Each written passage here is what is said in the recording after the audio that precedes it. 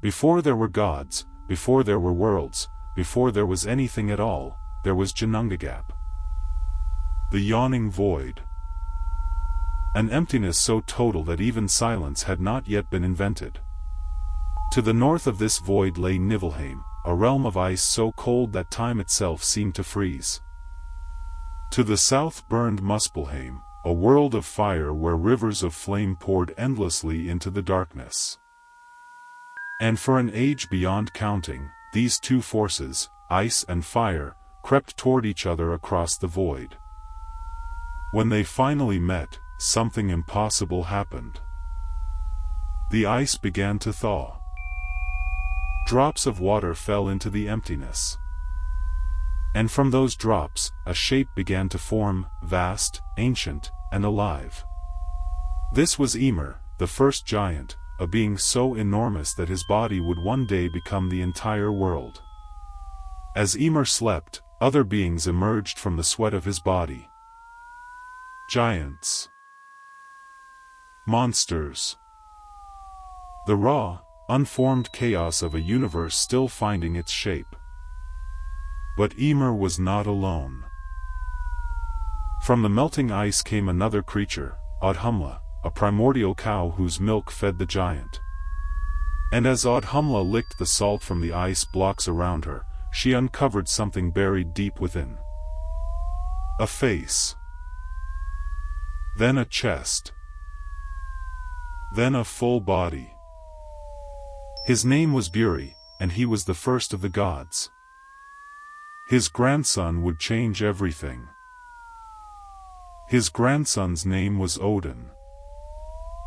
Odin was born to Bor, son of Buri, and Bestla, a giantess, making him half god and half giant from the very beginning. He was not pure. He was not simple. And perhaps that is what made him so dangerous. Alongside his brothers Vili and Ve, Odin grew up in a universe that was still raw and shapeless, dominated by the chaos of Ymir and his giant offspring.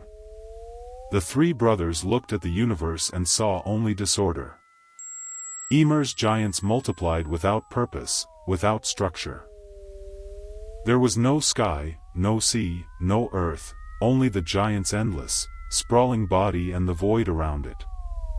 So the brothers made a decision that would define the nature of the gods forever. They killed Ymir. This was not a battle. It was a slaughter. The blood that poured from Ymir's body was so vast that it drowned nearly every giant in existence. Only two survived, Bergelmir and his wife, who escaped on a hollowed log and would one day repopulate the race of giants. From Ymir's flesh, the brothers made the earth. From his bones, the mountains. His blood became the seas and rivers. His skull was lifted high and became the dome of the sky, held up at four corners by four dwarves. His brains were scattered and became the clouds. The universe was built on a corpse. And Odin, the god who would spend his entire existence pursuing wisdom, began his story with an act of absolute violence. Remember that. It matters.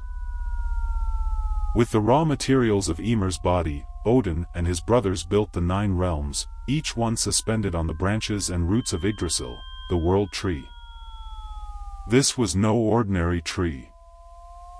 Yggdrasil was the axis of all existence, a cosmic ash tree so vast that its highest branches scraped the heavens and its deepest roots plunged into wells of unimaginable power. At the top sat Asgard, the realm of the gods, connected to Midgard, the world of humans, by the Bifrost, the rainbow bridge. Below the roots lay Hel, the realm of the dead, and Niflheim, the frozen world of mist. Jotunheim, the land of the giants, pressed against the borders of Asgard like a wolf circling a campfire. Alfheim for the light elves.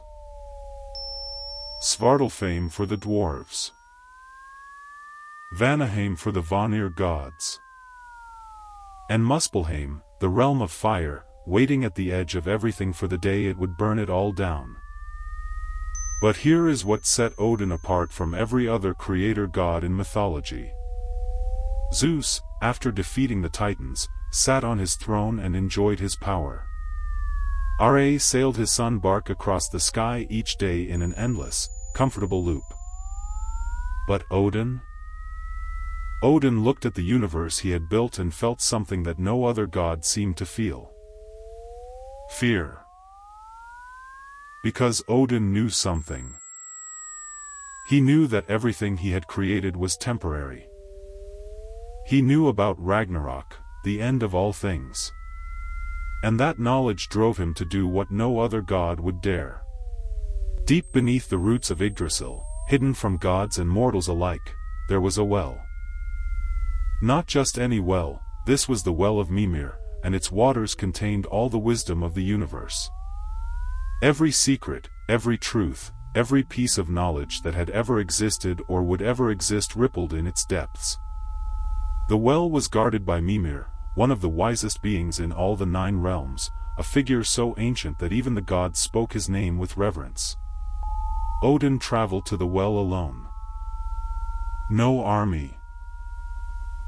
No brothers. No ravens. Just a god who understood that power without wisdom is just chaos with a crown. When he arrived, Mimir already knew why he had come. And Mimir named his price. Not gold. Not a favor. Not a promise. An eye. Odin's own eye. Think about that for a moment. This is the king of the gods, the ruler of Asgard, the most powerful being in the 9 realms, and he is being asked to mutilate himself. To carve out his own eye and drop it into a well. Most gods in mythology demand sacrifices from others. Odin demanded sacrifice from himself. He did not hesitate. According to the Voluspa, the most important poem in the Poetic Edda, Odin plucked out his eye and let it sink into the water. In return, he drank from the well and saw everything. The past. The present. The future. He saw the beauty of creation and the horror of its destruction. He saw Ragnarok, the twilight of the gods, in perfect, agonizing detail. He saw his own death. And he chose to keep going anyway. But the well was not enough. Odin wanted more. He wanted the runes, the fundamental symbols of power that could reshape reality itself. The runes were not invented. They were not created by any god or giant. They simply existed, hidden in the fabric of the universe, waiting to be discovered by someone willing to pay the price. And the price was suffering. Odin hung himself from a branch of Yggdrasil. He pierced his own side with his spear, Gungnir. And he hung there for 9 days and 9 nights, suspended between life and death, refusing food, refusing water, refusing help from any god. The Havamal, one of the oldest Norse poems, records Odin's own words about this ordeal. I know that I hung on that windy tree, swung there for 9 long nights, wounded by my own blade, bloodied for Odin, myself an offering to myself, bound to the tree that no man knows whither the roots of it run. Read those words again. Myself an offering to myself. Odin sacrificed Odin to Odin. There is no priest. No intermediary. No external god demanding tribute. This is a god who understood that the deepest knowledge requires the deepest suffering, and that no one can pay that price for you. On the 9th night, at the very edge of death, Odin looked down into the abyss beneath the tree. And there, flickering in the darkness like embers, he saw them. The runes. He screamed. He reached. And he fell. When he rose again, he held the runes in his mind, 18 symbols of power that could heal the sick, blunt enemy swords, calm storms, speak with the dead, and bind the hearts of men. Odin's pursuit of wisdom did not stop with the well or the tree.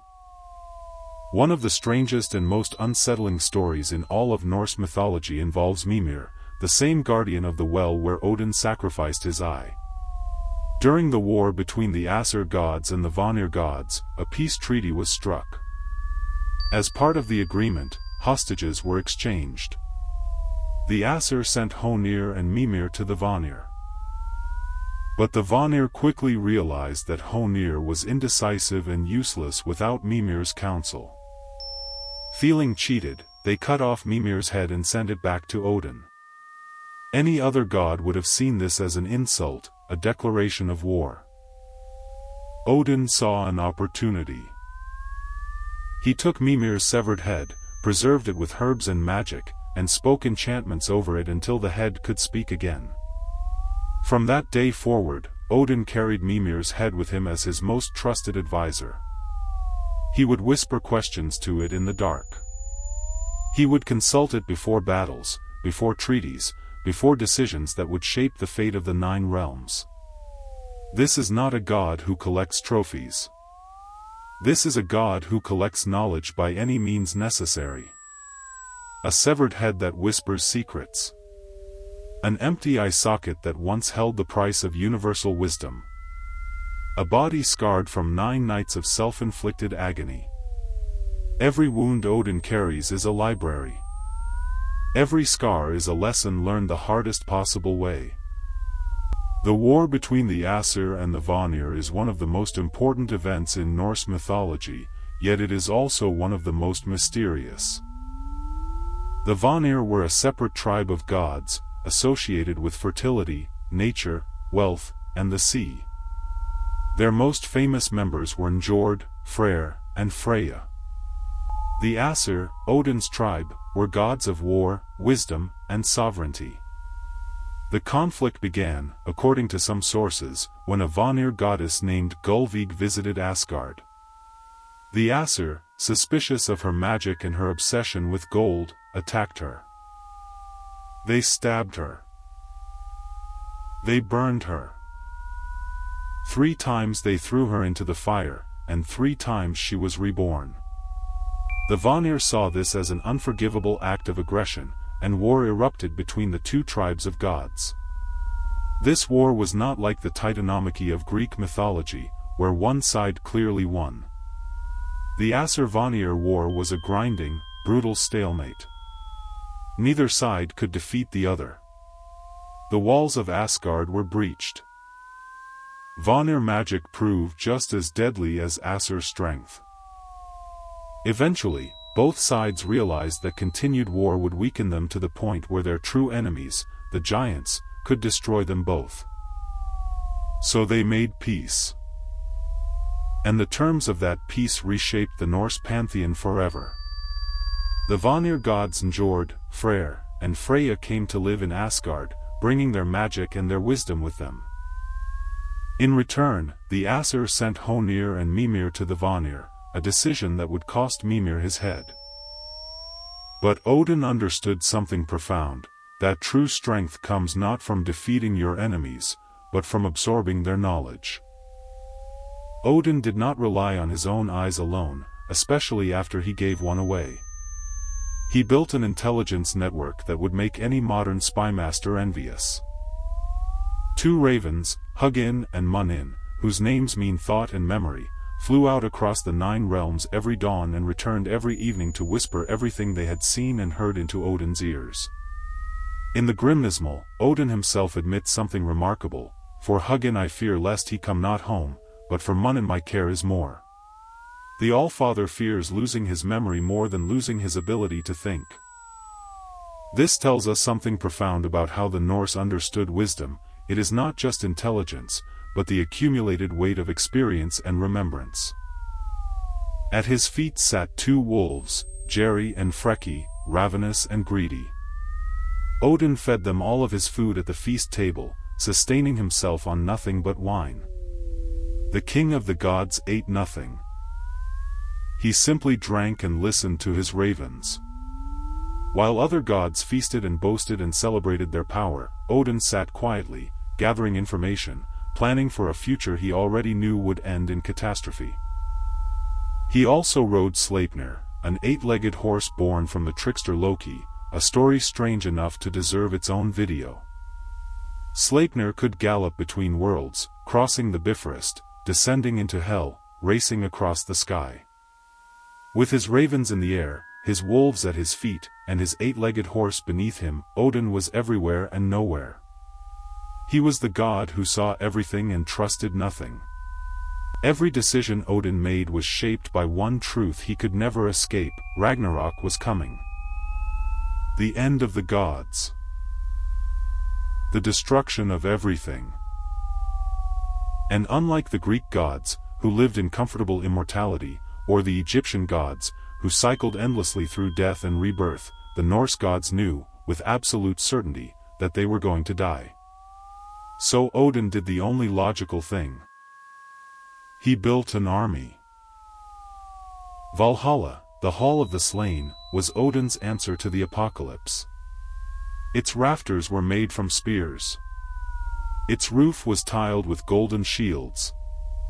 It had 540 doors, each one wide enough for 800 warriors to march through side by side. And every day, the Valkyries, Odin's warrior maidens, rode across the battlefields of Midgard, choosing the bravest of the fallen to carry back to Valhalla. These chosen warriors, the Einherjar, spent their afterlife in an endless cycle of preparation. Every morning, they would fight each other to the death in the fields outside Valhalla. Every evening, their wounds would heal, and they would feast together in the great hall, drinking mead that flowed from the udder of the goat Hydrun. They were not being rewarded. They were being trained. Every sword stroke, every shield wall, every death and resurrection was practice for the one battle that mattered, the final battle at the end of the world. Odin was not collecting souls out of generosity. He was building an army because he knew that when Ragnarok came, even the gods would not be enough. He needed every warrior he could get. And even then, he knew it would not be enough. The Voluspa, the prophecy of the seeress, is the single most important text in Norse mythology. In it, Odin raises a dead prophetess from her grave and compels her to tell him the future. What she reveals is the complete story of Ragnarok, and it is terrifying. It begins with Fimbulwinter, 3 consecutive winters with no summer between them. The world freezes. Crops fail.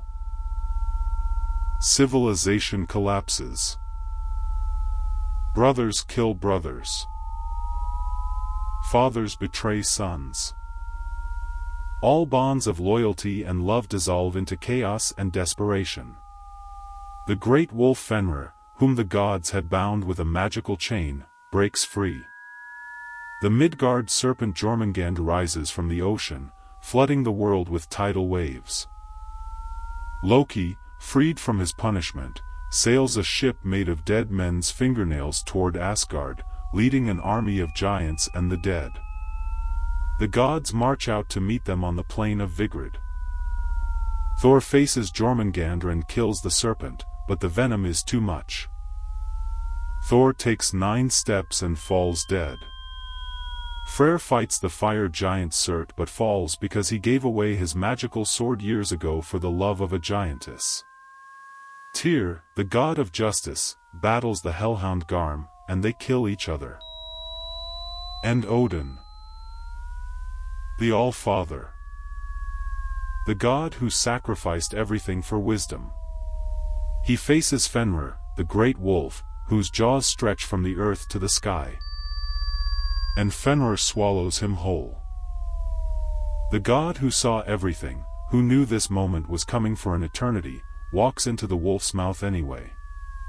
Because that was always the point. Odin never sought wisdom to avoid his fate. He sought wisdom to face it with open eyes. But here is what most people miss about Ragnarok.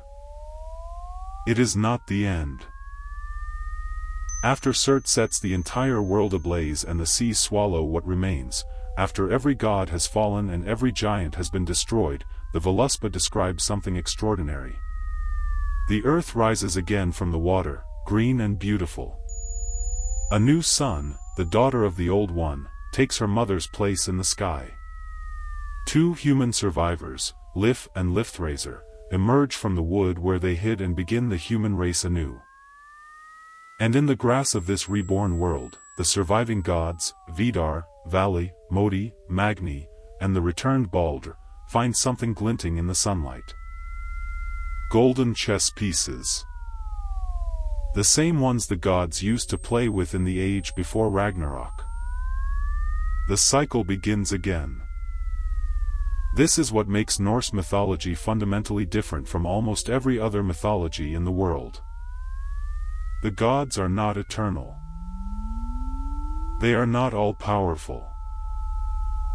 They are beings who know they will die, who see the end coming, and who choose to fight anyway, not because they believe they will win, but because the fight itself has meaning.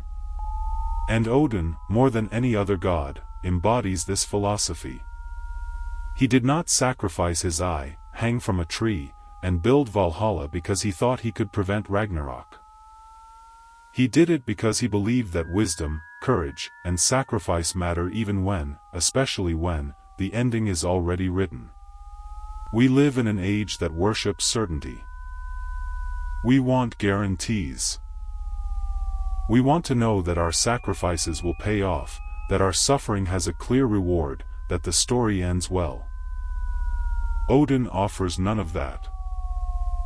He sacrificed his eye and saw his own death. He hung from a tree and learned that knowledge cannot save you. He built the greatest army in the cosmos and knew it would lose.